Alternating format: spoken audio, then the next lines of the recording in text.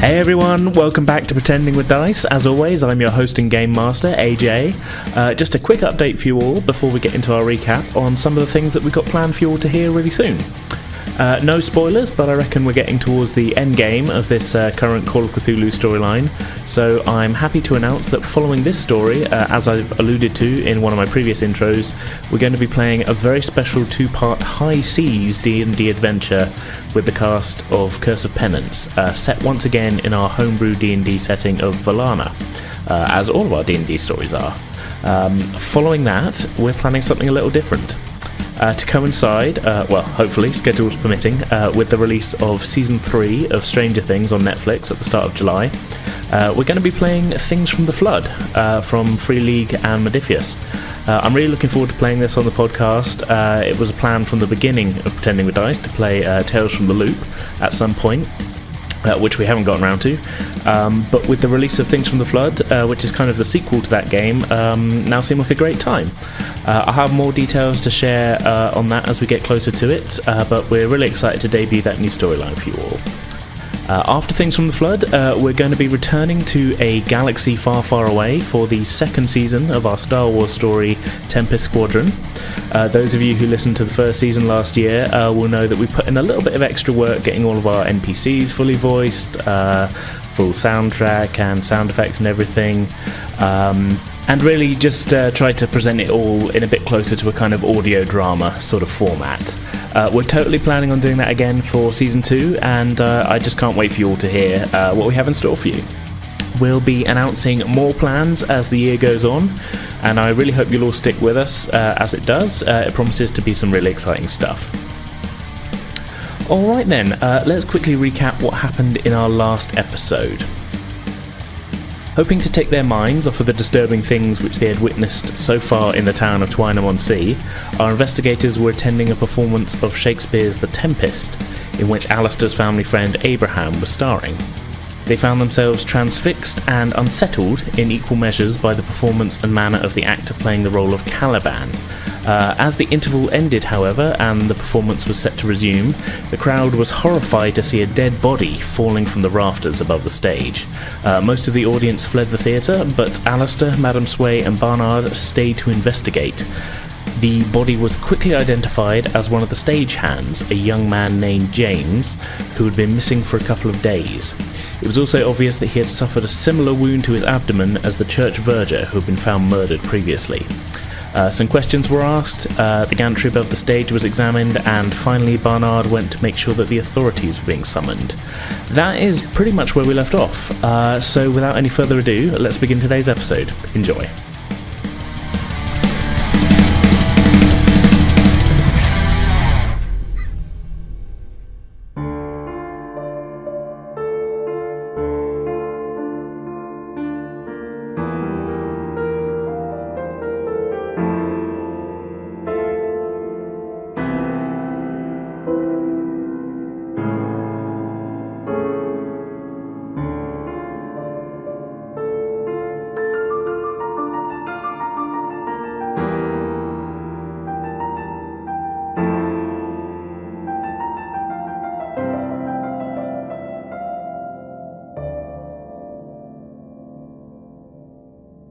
Okay, so let's go back to Madame Sway then. So, Alistair heads up the ladder, Barnard makes his way back through the building, and you head onto the stage where the majority of the remaining people in the building seem to be. Okay. Sway's just gonna approach one of the actors on the fringe of like the group, because it's easier to go to the one that's on the outside to pull them away. I'm very sorry about your colleague. It's terrible news. Oh, yeah, that'd be, miss. You recognise the guy who played the bosun in the opening bit. Ah, you're the bosun. Oh, no, my name's Ted. Oh, is your name Ted? I only play the bosun. Did you know him very well? Was he with the company long? Oh, we'd only been around this season, I think. Local lad, then? Oh, yeah. Oh, poor mother. Oh, I suppose someone's gonna have to tell her. Oh. Probably not me, though. know? Was he close with a lot of people, or? Well, I think he had a bit of a reputation chasing the women and whatnot, you know. But all the young men do, I suppose. I shouldn't be laughing, but boys will be boys. No, exactly. It's the 30s. That's not problematic. Yep. So who was he close with in the company then? But his friends must be feeling it, something rotten. Well, I think the director brought him on. God's friends with the other stagehands. They all stick together, go to the pub and whatnot together, I think. But yeah, we all mostly know each other quite well. I just never really talked to the boy that much. Who was the last to see him? Where did... I know he'd been missing. Or do I know that? I'm assuming I'm going to know that. I'm assuming Arthur. Yeah, well, when the body first fell, the director kind of round the stage and she said, he's been missing. It's James, he's been missing since yesterday. So you could probably surmise that, yeah. Mm-hmm. So who was the last one to see him? I know he's been missing since yesterday, but... Well, we had rehearsal a couple of nights ago. He was definitely at that. Let me think. I think he was maybe staying late to help pack things up. Actually, now come to say of it, so we rehearsing till about 8-9 o'clock, I think, and he would have still been around after we left. I think. So I can't say for sure who saw him last, but. And I'm assuming it'd be the director that would lock the doors at the evening before heading home. Well, stagehands, yeah, a few of us got keys. Oh. And of course, there's the lad at the front sells tickets. He's got a key as well. So plenty of people come in and out. Usual. Oh yeah. Oh, usual. Normally opens up at. Well, it opened up about 9 o'clock in the morning, and well, of course, side doors open about 10. Was that the same time that Sway? You were there a little earlier. Last time I was there earlier, and that door was open, wasn't I? You were. Ooh. On what day was this rehearsal? You would have gone in there the morning after this supposed last rehearsal where they saw him. Oh, so it could have been left open the night before when they had the rehearsal. That's a possibility. Oh. Sway's like putting these pieces together and coming up with cheese. You do remember hearing noise of somebody above when you dropped your letter off. This is what I'm thinking as well. She's just like, internally she's like, did I just disturb the hiding of the body? Was that maybe me because of me? Oh dear. Did he say he was going to meet anybody that night? Like his friends down at the pub? Well, I couldn't rightly say. I didn't really say we had a couple of conversations, but I don't really recall him saying had any plans that night. Otherwise, he probably wouldn't have hung around himself. That's true. All right. I hope his mother is well comforted. Thank you for your time. All right. And she's just gonna walk away, thinking on this information of the possibility that possibilities. Okay. Are you kind of, you're just sort of standing to one side then kind of putting... Yeah, I'm going to collect her thoughts a little bit. Okay, can I get just a general intelligence check from you while you're there? Presuming you kind of just generally kind of looking around while you're there as well? Yeah, she's observing the interactions with them, because I'm imagining that an awful lot of the cast members are trying to comfort each other and that kind of sort of thing. Okay. Yeah, just intelligence check. Okay. 14. 14? Yeah, that's pretty good. So you're sort of stood there kind of looking around, like you say, kind of keeping an eye on the cast and crew as they're there, and it kind of strikes you, just at that moment, as Alistair seems to be sort of making his way back down, you suddenly notice that there's no sign of the guy who played Caliban. Pretty much everybody else is on the stage. Interesting. Now, that could mean he's a jerk as an actor and doesn't want to mix with the riffraff, or it could mean that he's maybe murdered him in the night. Who knows? Yeah, bear in mind he was on stage, let's say 20 minutes previously. Yeah. Realizing that, I think she's good like wave. She's constantly waving people over, like discreetly. Just get over here. Yeah. I've had a brainwave. A brainwave? Where is Caliban? Where is the actor that played Caliban? Actually, that's a fair point. I've just noticed he's missing. He's not here. Everybody else, more or less, the entire crew is here. Except for him. Except for him. Now, he could be have a massive ego. We actors do, and not wish to grieve publicly. But it is odd that he's gone. Yes. And another thing I found out. I'm just going to explain. I'm just going to go for it. Have her explain the door. Tell me, do. So when I came in that day, the door was open. So either it was left open during the night, or someone came in earlier in the day. I had an odd feeling when I was there that day. How odd? I almost felt like there was something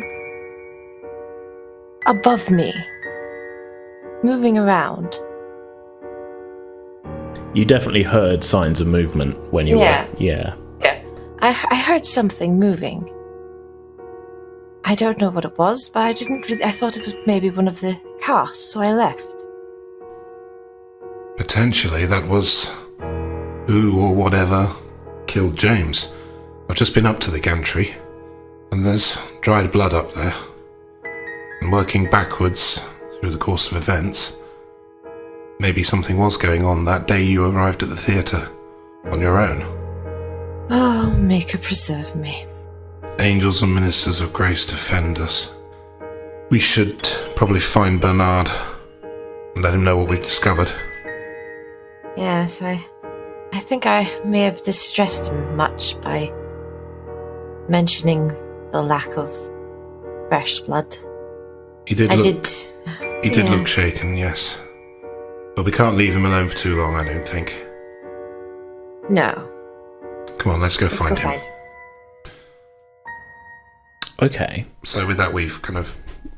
Stepping away from the stage and the scene? Heading away. Yeah, I give a slight wave to Abraham. He gives you a sort of reassuring... Like, not reassuring. He gives you a sort of like, okay, well, you be careful, boy.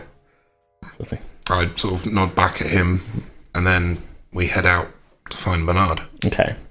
So the two of you very quickly find Barnard in the foyer, stood back to the theatre, looking out onto the road. Barnard, there you are. Startled, he kind of turns around and... yes. Yes, I'm awaiting the arrival of the police. They're on their way, then? Yes, only at my request, mind you. That idiot in the ticket booth just sat there. Really? People flood out of this theatre, screaming, shouting, crying, and... Well, I suppose it is a small theatre. Yes, I wouldn't be surprised if he'd nodded off while the play was on. Barnard, are you alright? I'm not entirely, I must admit. These events are taking a toll on me. It's quite visible on your face, old chap.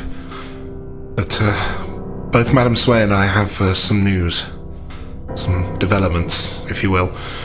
I went up to the gantry and had a closer look around, took a lantern up there, and I found quite the mass of dried blood up there, which makes me think that whatever happened to that boy did actually happen in the theatre rafters. Madam Sway? Yes. the first full day we were here, I came in through the door to deliver a letter of employment. I heard movement above me, thinking that it was, and I just thought it was possibly one of the staff, so I left. But one of the actors said that they had a rehearsal the night before then, and he was the last he had to stay. He stayed behind. The poor lad stayed behind. But normally they lock the doors, and the door doesn't open until 9 or 10. And the side door is normally open at 10. But when I arrived, it was well before 10, and it was still open. So it was either left open overnight, or someone came back in early morning.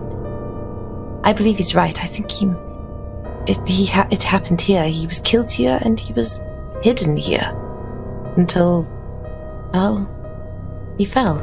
But that's not all, I'm afraid, Barnard. Everyone seemed to be up on the stage, the actors, the crew, the stagehands, except for one person. Whoever was playing Caliban didn't show his face after the body fell, and he seems to be nowhere else in the theatre. Seems suspicious. Did you ask the troupe what the name of this Caliban character was? Perhaps we could find his lodgings and track him down. Madam Sway? Yes, I'm sure we can find him in the. I'm imagining that there'll be a sign with all the actors in the inside of the in the program. I mean, yeah, there was. In the program. But the real answer is no. You both walked away without asking. But yes, you can find out the name. I'm sure we can find it in the program. Did any of us buy a program on the way in, or did we get one? I thought we got one. I can't remember. I don't think we specified, but we can say There's one. nobody in the ticket booth right now, is there? There's no one in the ticket booth right now. Can we spot if there's one lying on the ground? Well, there's one in the ticket booth. There's a couple of them around. So I'll reach over and swipe a program, flick through, cast page. Here we are, and I show it to the other two people. The name listed for Caliban is Timothy April. Ooh, that's fancy. Timothy April. That's definitely a stage name. I suggest we return to the theatre and speak to the rest of the troupe about this Timothy April. Well, why don't you, Alistair, inquire your friend? Be a little bit more discreet. They've all had a shock. That's a good point. They might not remember things as clearly. No, that's perfectly right. I'll head back inside and speak to Abraham again. I suppose if you two want to wait for the police, and I'll come back soon. Yes, I suspect that's for the best. I have a feeling my appearance and demeanour right now would do no good in that room. All right. Okay. So we will follow Alistair then. Indeed. Returning to the stage. Yeah, people are sort of mostly still there. A couple of the people seem to be in conversation. Again, you kind of pick up bits and pieces, but there's nobody's really kind of nothing sinister like plotting or like, oh good, we got away with it or anything like that. They're just sort of a bit of kind of like, oh, well, what do we do now sort of thought. And you can hear the ticket seller sort of explaining to, I called the police. The bloke with the walking stick and the scarf over his face looked very angry at me when I told him I hadn't, but yeah. And you just kind of catch that as you walk past. Yeah. Abraham is still sort of stood in one corner of the stage, kind of stroking his fake beard. I was stroking my beard. Okay. Looking pensive. Right. Okay, so I'll so he's on the left side of the stage? Yeah, sure. That's where the body went down, wasn't it? Sort of. Yeah. Sure. Okay. Right, so I approach the stage. Abraham. Oh, boy. Could I have a word, please? Of course. So I gesture for him to come down from the stage, off the steps. My friends and I have been doing a little bit of investigation. Yes, I saw. Yes. We think that whatever happened to James happened here, in the theatre. And we've got potential suspect in mind. Well, tell me, who do you think could have done such a thing? Well, I've got no concrete proof, but we couldn't help but notice that everyone from the cast and crew is here on the stage, except for the chap who was playing Caliban. Oh, Tim? Well... Timothy April, yes. Do you know much about him? He kind of looks around and says, I've known Tim for years now. It's strange, but I don't know where... Perhaps he ran to the dressing room. When was the last time you saw him before the body fell? Well, in the interval, we were talking about how well our scene together went. Did he seem normal? Well, normal as he ever does. In rehearsals, I mean, has he ever behaved oddly at all? Well, To speak for his personality. Can't say as much as he has. No, I mean he's been intense in this role. He's a brilliant actor. I mean, he kind of looks towards the body and he sort of cocks his head to one side and just, well, I can't say I'm too surprised that he wouldn't want to be on the stage though. Man can't stand the sight of blood. Hasn't the stomach for mortality then? Well, yeah, fainted dead away once when we were performing Hamlet. His blood pack exploded unexpectedly, and dear fellow, we had to get some smelling salts to bring him round. Troubling. The dressing rooms, you say? Last place you saw him? Well, I just mean that if you haven't seen him, he's probably there, unless he's left the theatre. But I'm going to. That's me thinking what to do. Alistair looks a little bit concerned at what he's been told, but he still can't get it out of his head that that's the one person that isn't on the stage while all this is going on, or nowhere to be seen anywhere in the theatre. Yeah. Right, Abraham, you stay here with the others. No, don't need to tell me twice. Why does everyone keep saying that? I'm going to go to the dressing room. That's an old callback. Stagehand. That was a long time ago. Galaxy far, far away. Oh dear. Right. So I give Abraham a reassuring pat on the shoulder, and then I head back up the stage and round a couple of corners to the dressing room. Sure. Now, did he have his own dressing room, or was it one big communal one? There was kind of two communal ones. There's one for the men and one for the ladies. Right, so I'll try the men's one first. Yeah. On first glance, I won't make you roll for this. Doesn't appear to be anyone in here. Okay. Any lights on or anything? There's some lanterns, but they look like they've been burning a while. Right. Okay. I shall back out. Knock on the door of the ladies. Okay.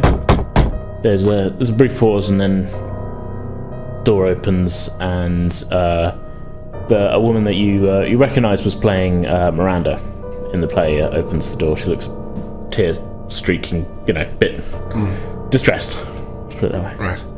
Hello. Hello. Sorry to trouble you. I'm looking for Timothy April, who plays Caliban. Have you seen him?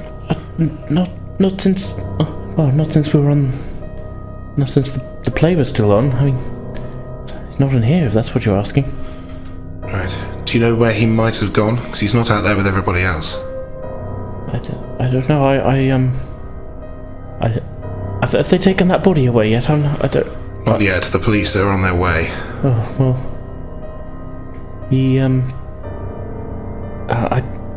He's like me. I can't stand the sight of blood. I don't know where if he's not in the other dressing room. I couldn't say. Right. Okay. Sorry to disturb you. Thank you. You close the door, right? Yeah. Okay, last resort, I'm going to go to Abraham's dressing room. Sure. The one he was in. And yeah. I spoke to him in previously. Yeah. I go to knock on the door, but then decide just to open the door straight away. Okay. So I open it. Yeah. There's lanterns burning in here, like the other one. It sort of appears that there's not really any electric lighting in here. Again, doesn't immediately look like there's anybody in here. Damn. Can I hear anything out of the ordinary going on? Make a listen check for me. I don't think you're trained in it. No, it's 20%. Yeah, you got 1 in 5 chance of getting it. 52. 52. I mean, you can still... I mean, presuming you didn't close the door behind you, you can still hear sort of the sounds of people kind of talking on the stage. Some of the voices are a little heated, but no more than... It doesn't sound... It's not like the situation's escalated since you were in there. But no, nothing... Nothing at all.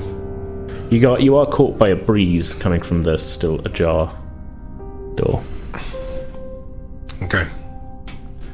Alistair will back out of the room. And for some reason, Alistair will turn and take another look at the door that's open. Sure.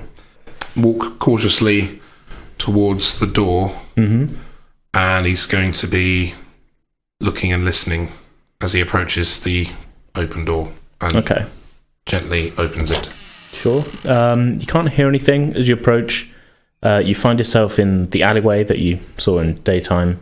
To your left, you can see the lights of the street, and to the right, the alleyway continues off into darkness. You are still holding the lantern, I take it from... I've still got the lantern. Well, I put the lantern down on the stage when I came from the rafters, but it's close enough that I've grabbed it on the way through. Yeah, okay. Still burning. Okay, so I'm in the alleyway.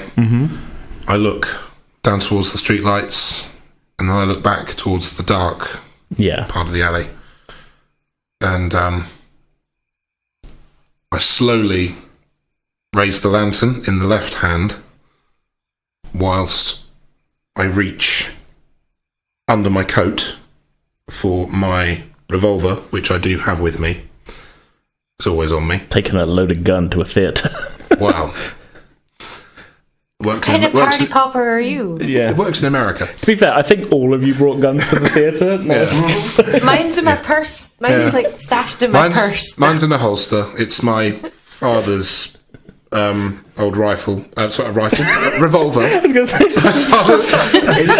all of you brought guns. You're the only one who brought like a full-on sniper rifle. For the entire time. Good luck trying to hide that. I'd need an aisle seat to just have it all the way down your trouser. Well, the inner pocket of my coat is actually a bag of holding. So I pull out my father's old service revolver, and I cock the trigger to make sure. Well, cock the latch on it to make sure it's ready. Yep. And I start shining the lantern towards the dark of the alley. Okay.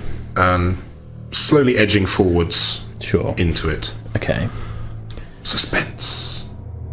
So you creep forward up the alleyway, and you reach the end of the building, and you can see with the light of the moon and your lantern that the sort of at the back of the theatre is kind of series of sort of small kind of field sort of enclosures leading down towards the river. A little ways into the field, your lantern light just picks out the silhouette of what looks like somebody hunched over, kind of knelt down, facing away from you. About 20-30 feet away from you, kind of in the... I mean, it's not really long grass, it's not like, it's not up to high level, but it's sort of... No. It's not, this isn't a cultivated sort of field, it's just kind of, there's kind of long grass there. Right, okay. So, I keep moving forwards, slowly. I bring the revolver up to the point where I'm sort of aiming at this person.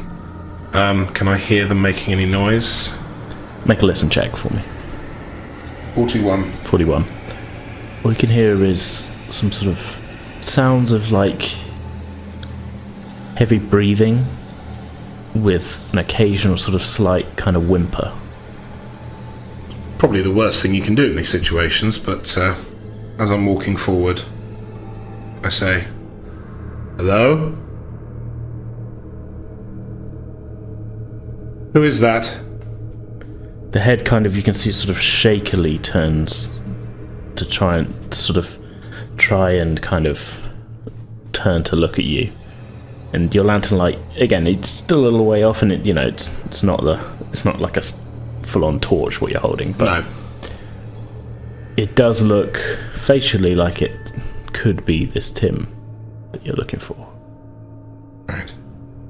He sort of seems to be clutching his hands at to his body, and he's knelt down, sort of facing away from you, kind of thing. Again, still moving closer, gradually. Are you Timothy? Timothy April? He there's a brief pause, and you can hear him sort of let out kind of like it's like he's trying to speak, and he kind of sort of wide-eyed. He looks very afraid. As are you still heading sort of slowly towards him? I'm edging towards him. Yeah, you can pick out the look in his eyes as he's very afraid. And he sort of slowly kind of nods, and then you see a drip of blood come out the side of his mouth. Right. Noticing this, I stop and sort of I look towards him, a little bit taken back, and sort of say, "What's happened to you?" I've slightly lowered the gun to not appear too threatening. He, again, eyes wide, sort of looks at you and goes, the thing from the harbour. And he sort of slumps over. Well, just off his knees onto the ground. Yeah. What? There you can see he's clutching his hands to his chest. He's sort of trying to hold in his guts, basically. Oh. Okay, as Alistair, what thing? Timothy? And I get closer, I put the gun away, and I take a look at him, and I'm assuming he's dead. He doesn't look well. Put it that way. He's still wearing stage makeup, so it's very tricky to tell what is him and what is not. Yeah. Right. But even through it, you can see he's gone very, very pale. And can I get a listen check from you? Certainly. 28. You're aiming for 20? Yes. Okay. Sorry? I think so, with... Yes, 20. Okay. As you're just kind of bending over him, you hear behind you the crunch of grass being stepped down onto. Slowly, I reach for the gun again. Okay. I haven't pulled it out completely. Mm-hmm. And then I turn, not fast, but kind of in a swift motion. Alright. And hold the lantern up in front of me. About 4 feet away from you is something. It's about 7 feet tall. Spindly, kind of emaciated looking limbs, but it's kind of tall and kind of gangly. Right. Hands ending in long kind of claw-like protrusions, which not unlike the claws that Tim was wearing as Caliban.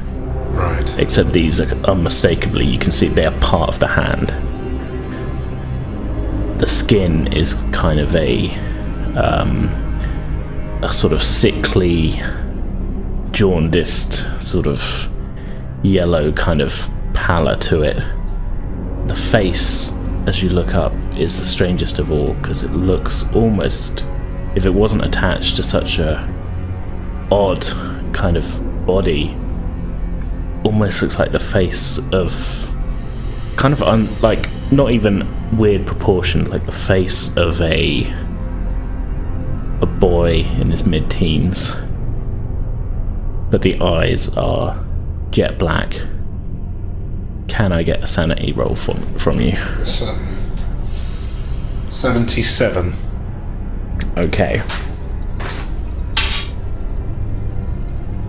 You lose 8 sanity points and go temporarily insane. Oh shit. So I've gone from 64 down. How many did you say? 8. 8, I believe I said. Yeah. Hang on. To 56. You immediately get a bout of madness.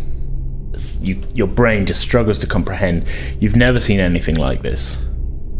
It's in your wildest imagination, nothing quite like as sort of unnatural could have been behind any of this. You know, you thought it was a man before, you thought it was an animal. This is something else. So we're going to roll on the Bouts of Madness table. I rolled a 1. So you get amnesia as your brain struggles to comprehend it. Right. The flavor text says the investigator has no memory of events that have taken place since they were last in a place of safety. In real time, this lasts for 1d10 rounds, but because you are on your own, I'm going to say that you faint as well. Okay. And I'm going to roll on this effects of it lasting. Right. To sort of see, yeah. And the amnesia will last for 8 hours. Ouch. So you hit the ground and you're just out. Madam Sway and Barnard, what would you like to do? Good luck. Out of character, I don't want to go outside, but in character, depending on how long he's been away, she wouldn't get worried until he'd be like a good 10-15 minutes after the time. Yeah. So I think until it gets to that point where they've noticed that he's not came back, she'd probably just have a look around. Well, we left you two in the lobby of the theatre. Mm-hmm. So operating under your character's assumption that nothing is wrong for now, after about 5-10 minutes or so, a car pulls up and 3 men get out. One of them you recognise as the police constable that you spoke to previously. Another man is also in a policeman's outfit, and another one is, I mean, we can say in shorthand, he's dressed more like a detective, if that makes sense. And they kind of bustle up to the building quite quickly. Okay, upon seeing their arrival then, Barnard's going to immediately kind of accost the one that he recognises, shout to him, say, You there! We met the other day at the church. That's right, yeah. I've been witness to the events of this evening. It's quite the gruesome scene inside, once again. Who are these other gentlemen you've arrived with?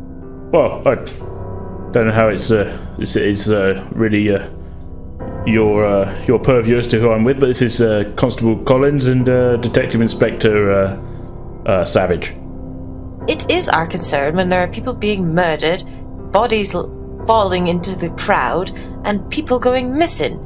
Murdered? Oh no! Well, not another one. Well, it's you again, isn't it, How miss? many does that? Yeah. How many does that make now? Well, I mean, that comes to the detective cuts in at this point. Says we can't discuss ongoing investigations, miss. If you She's just gonna stare at him with her pointed look that she's not going away without an answer. Can I take your name, miss? Madame Sway. Madam Sway. Okay. He pulls out a notepad and writes that down. If you mind stepping aside, we need to inspect the crime scene. I take it you're in charge here, then? That's right. And you, what's your name, sir? The name is Hardcastle, Barnard Hardcastle. He writes that down as well. So, well, Mr. Hardcastle, thank you very much for your time. I think we'd be most better served if you and any other civilians could please clear the area. We're witnesses to the crime, you fool. Yes, we saw it happen. You saw the crime happen? Well, at least the arrival of the body. Yes, it was dumped right on stage. Yeah, well, very well. Constable Collins will take your statement. Excuse me, I'll be inside. And him and the constable from the other day go inside the theatre. The third constable stays with you. He looks a little bit a little bit younger, and he gets out a notebook. Says, "Right, if you could explain to me what exactly occurred within, that would be quite helpful, please, madam and mister." Well, we were watching The Tempest, and a body fell from the rafters. Not sure was it not part of the play? No! What kind of fool are you asking that? Have you ever seen The Tempest? No, sir, I'm afraid I don't much go in for theatre, musical or otherwise. Well, then you should educate yourself, young man. A man's entitled to his own hobbies, madam. More of a billiards player myself. No. But, No, a body falling in the next act after the interval is not something that is usually in The Tempest. Alright, I had to ask. So were you on stage at the time, or was this... We were in the audience. The audience, okay. And, do you know the gentleman in question, or lady in question? Do you know the deceased at all? The deceased is a young boy, as far as I believe, and he's one of the stagehands of the production. Oh, so you do know him? Not personally. Not on name basis. We just know of him. Well, okay then. He's writing all this down as he goes. And so he fell from the stage, and what happened next? He didn't fall. Did he fall? I don't think he was...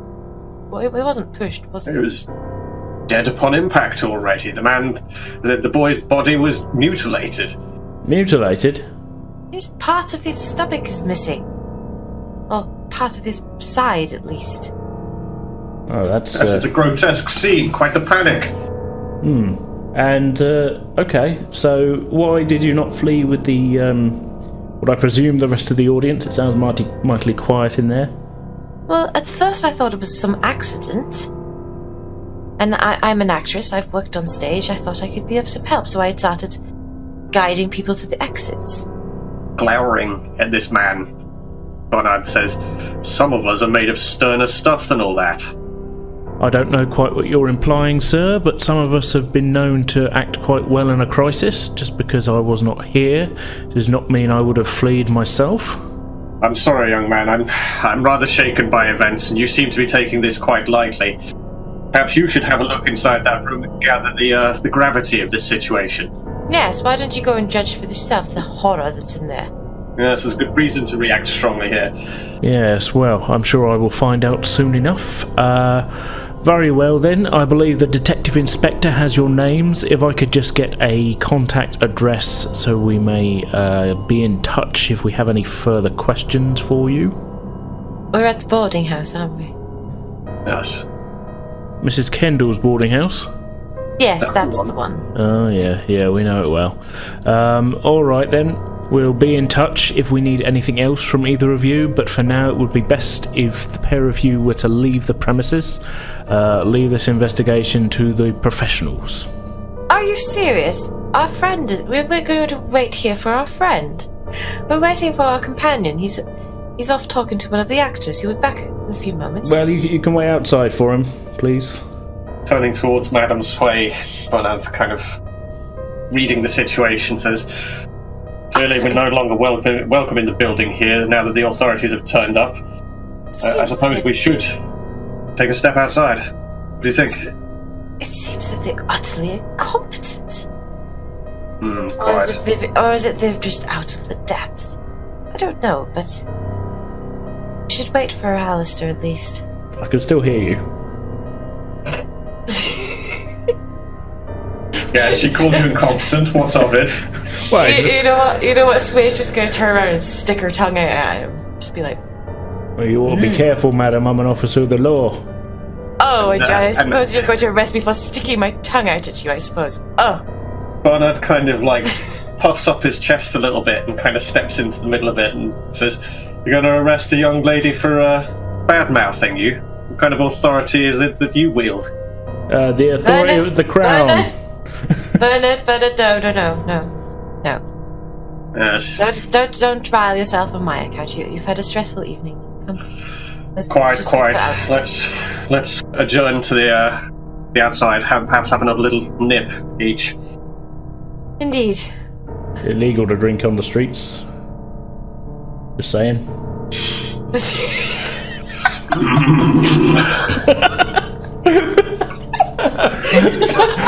Sorry, no.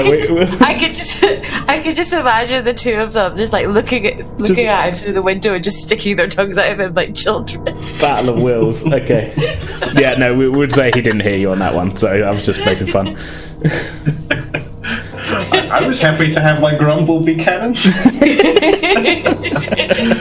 Grumble and then wander outside and stare through the window and both pull out a little flask and have a little sip in front of him like, "Fuck you, buddy." He does the whole Robert De Niro in Meet the Parents, like kind of 2 fingers to the eyes thing. Okay, so we'll say then that the two of you make your way out front, and you are there for about another 15 minutes, and it becomes kind of you start to worry about where Alistair may be. Actually, where Alistair may be. Sort of, you begin to realise that if he was just going to go talk to an actor or ask Abraham, you would have seen him by now.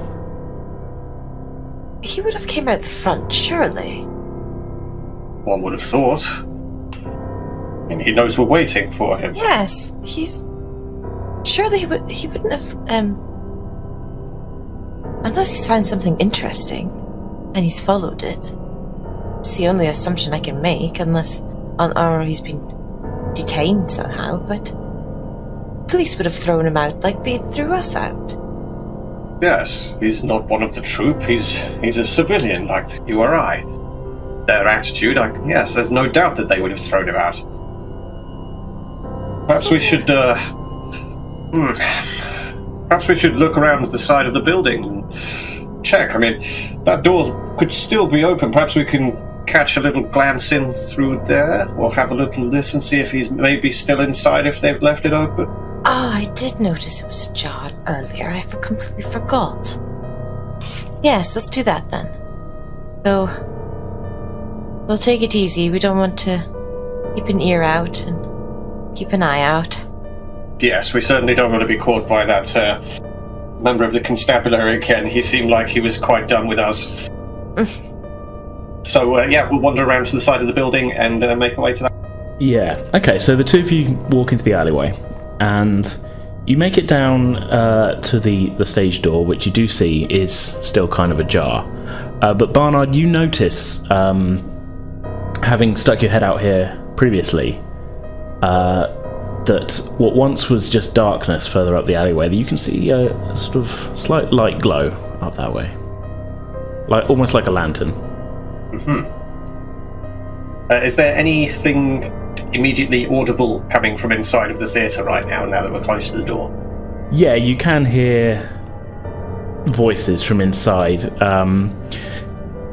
You can hear the detective inspector saying, "So you were all off to the side of the stage when the body fell, is that right?" And here, sort of a grumbled chorus of, yes, I was, and all of you knew the deceased quite well, is that, it's sort of, they're asking basic questions and getting basic answers, essentially. And none of you saw the deceased alive within the last 24 hours? Well, no, and it's kind of, it's going on like that, basically. Okay, noting that then, turn to Sway and say, It sounds like he's just questioning the troop themselves right now, which perhaps precludes Alistair's involvement. But down the alley there, deep into the past that little spot of darkness, there's a light that wasn't there previously. I feel like we should have a quick look down there. Is it moving or is it stationary? Stationary. I can't really tell. Yeah. Oh, yeah. Because obviously it's the candle from. Has it? No, but so he was doing that. Oh, sorry. I thought you were. Yeah. Yes, it seems like it's rather, I don't know, static. I can't see any sense of movement further ahead, which is odd, given it was pitch black previously. It is very strange. Maybe. Oh, I hope. Yes, let's go check it out. Leading the way, then, Barnard's going to kind of, we'll head down the way and out towards that spot. Yeah. Okay. So the two of you find yourselves at the back of the building. It's kind of previously described, sort of wide open space leading down to the river. There's a bit of moonlight, and you can see as you approach, a lantern is in the middle of the field. And next to it, there is an unmoving body. Oh, heavens. Quickly, we should check. And Barnard kind of picks up the pace a little bit. Mm-hmm. And, okay. Sway follows. Okay, so picking up the pace, you kind of rush to the scene in the middle of the field, and you can see splayed out on the ground, covered with a sort of sheen of sweat, but still clearly breathing. Next to the lantern, with a gun loosely in his hand, passed out, is Alistair. Yeah, upon seeing him, immediately I'm reaching into my jacket and grabbing my pistol, cocking the hammer, and looking around in every direction to see if, is there any indication of movement nearby? Is there something that would be the cause of Alistair being laid out on the ground like that? On the ground next to Alistair, although cursory glance, it doesn't appear to be from him, is a large amount of blood. And you know what? Make an intelligence check for me. Either one of you can do this if you like. 23, I think. I passed mine, 23. Probably, yeah. That's flying colours. Yeah. Okay. So yeah, there's a large amount of blood. It looks fairly fresh, and a kind of trail of kind of crushed down grass leading down towards the river. It almost looks like something was dragged away. Seeing that, shout out, Alistair, good God, man, are you okay? You are fairly.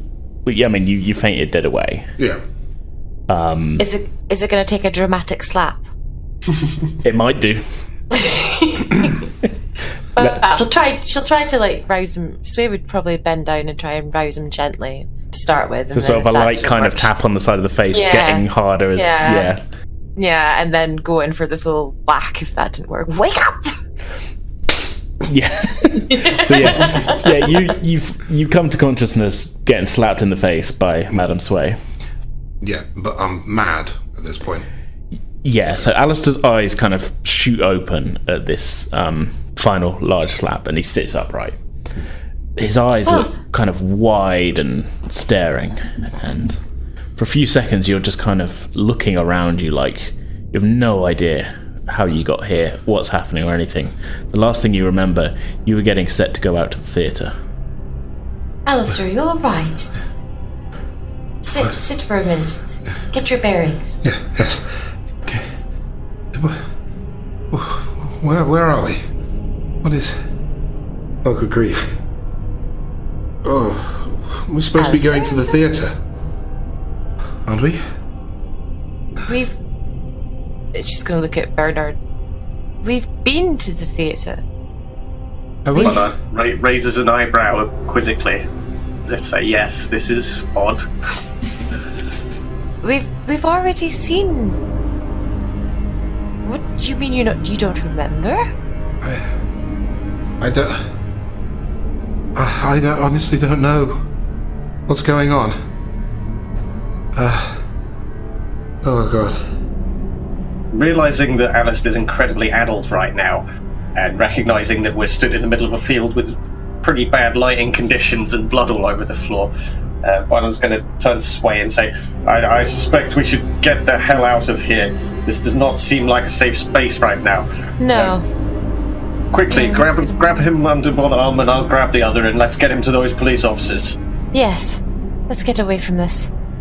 They can come and investigate this part. So we haul him up. Okay, yeah. On, across our shoulders, as it were. So, yeah, one on either side. Yeah, so, okay. The two of you awkwardly lift Alistair. He's a little bit taller, I think, than both of you.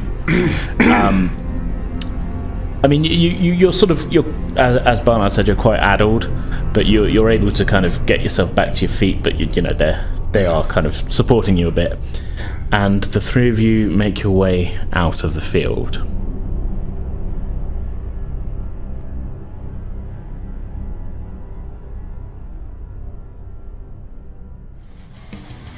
Okay, that's going to do it for this episode. Our next story episode, episode 50, continuing where we left off today, will be available as usual in 2 weeks' time, on Thursday the 9th of May. So we hope you'll all tune back in for that.